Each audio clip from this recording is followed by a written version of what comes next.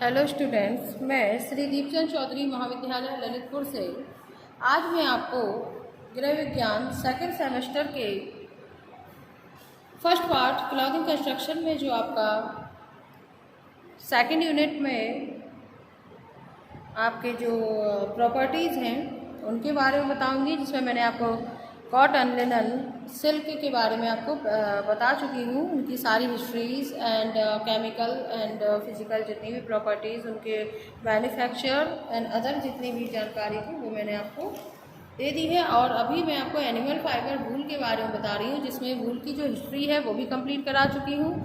और ऊन प्राप्ति के जो साधन हैं, जिसमें विक्यूना, अंगोरा, कश्मीरी बकरी, ऊँट, अलपाका, अंगोरा, खरगोश, लामा है, उसके बारे में भी मैं आपको बता चुकी हूँ। अब मैं आपको एनिमल फाइबर जो आपका वूल है उनका जो रेशो का वर्गीकरण है, ठीक है, क्लासिफिकेशन ऑफ वूल फाइबर जो होते हैं उनके बारे में आपको मैं बताऊंगी, जिनमें कि आपके मेमने का ऊँट हो गया, हॉगेट ऊन है, विदर ऊन है, खींची गई ऊन, मृत ऊन, कोटी ऊन, टैगलॉक ऊन और जो कारपेट ऊन है उनके बारे में मैं आपको आज डिटेल्स में आपको एक्सप्लेन करने वाली हूँ, तो आपको उसको ध्यान से सुनना है। अगर हम वर्गीकरण की बात करें तो जो इसमें सबसे पहले होता है वो लम्स वूल होता है। लम्स जो वूल होते हैं वो कहलाता है हमारा मेमने का ऊन। तो एक चीज़ मैंने आपको पहले भी बताई है कि जितनी भी प्रकार की ऊन होती है वो भेड़ों से प्राप्त की जाती है, या उसकी जो भेड़ों की अनेक जातियाँ होती हैं उनसे प्राप्त की जाती है।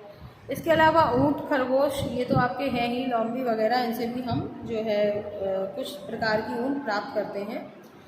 जबकि जो मेरिनो जो जाति की जो ऊन होती है वो सबसे अच्छी ऊन कहलाती है। प्लस अगर हम बात करें और नीचे कुछ जो साधारण किस्म की भेड़ें होती हैं और उनसे जो ऊन प्राप्त की जाती है वो हमारी साधारण ऊन या निम्न कोटि की ऊन जो है वो कहलाती है। और भेड़ों के जो शरीर होता है उसके जो से जैसे भाग होते हैं और उनसे जो प्राप्त होती है ऊन वो अलग अलग श्रेणी की होती है। जैसे अगर हम बात करें लंबाई, मुलायम व बारीकी की दृष्टि से प्रथम श्रेणी की जो ऊन होती है वो भेड़ के जो कंधे से लगाकर दोनों तरफ के जो पेट वाला हिस्सा होता है उससे जो प्राप्त होती है वो होती है। और सिर से लेकर पीठ तक के भाग की बात करें तो वो ऊन जो है वो सेकंड क्लास की कहलाती है। और भेड़ के जो अन्य शरीर के अन्य भागों से जो प्राप्त की जाती है वो सबसे निम्न श्रेणी की या सबसे लो क्लास जो वूल होती है वो प्राप्त की जाती है। अब जो पहले भेड़ों के शरीर पर से जो ऊन है वो हाथ द्वारा निकाल लिया जाता था, अब ये सब काम किससे होने लगे? मशीनों से होने लगे हैं। तो पशुओं को विधि पूर्वक पहले उन्हें पाला जाता है, उनके स्वास्थ्य की जो है नियमित जांच की जाती है, देखभाल की जाती है और उन्हें वह सभी सुविधाएं दी जाती हैं जिससे कि जो ऊन है वो बहुत ही उत्तम श्रेणी की प्राप्त हो।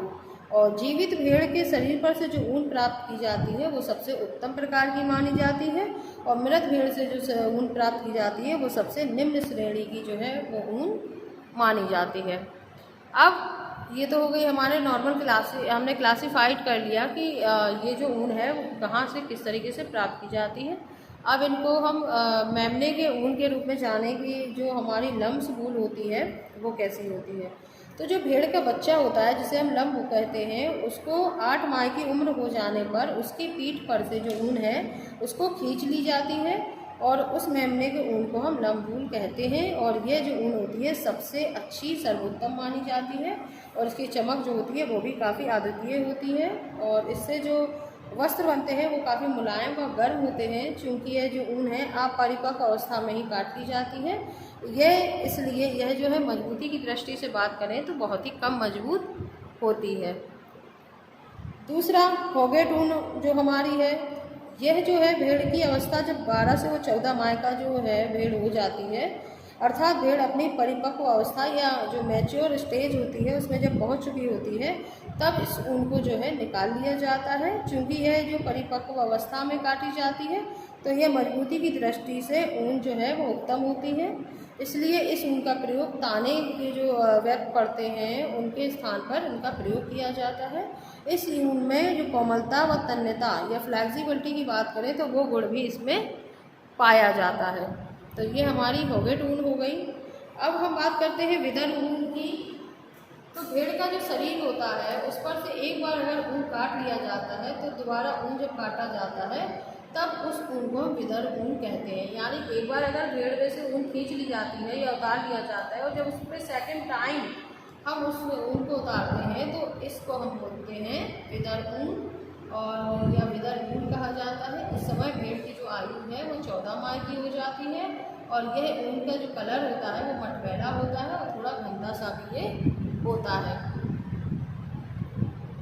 तो ये आपकी विदर ऊन हो गई। इसके बाद हम बात करें खींची गई ऊन की जो ऊन होती है, जो जीवित भेड़ों पर से ये उतरी हुई जो ऊन है इसको हम फ्लीस ऊन कहते हैं और मरी हुई भेड़ों के शरीर पर से जो खींचकर निकाली जाती है इस ऊन को हम पूर्ण ऊन कहते हैं। जिन भेड़ों को मांस के लिए मारा जाता है, यानी जो भेड़ के लिए मांस के पर्पज से जो है भेड़ों को मार दिया जाता है, उनके शरीर पर से ये चूना या बाल निकालने वाले रसायन लगाकर इन्हें इसके जो बाल हैं वो खींच लिए जाते हैं।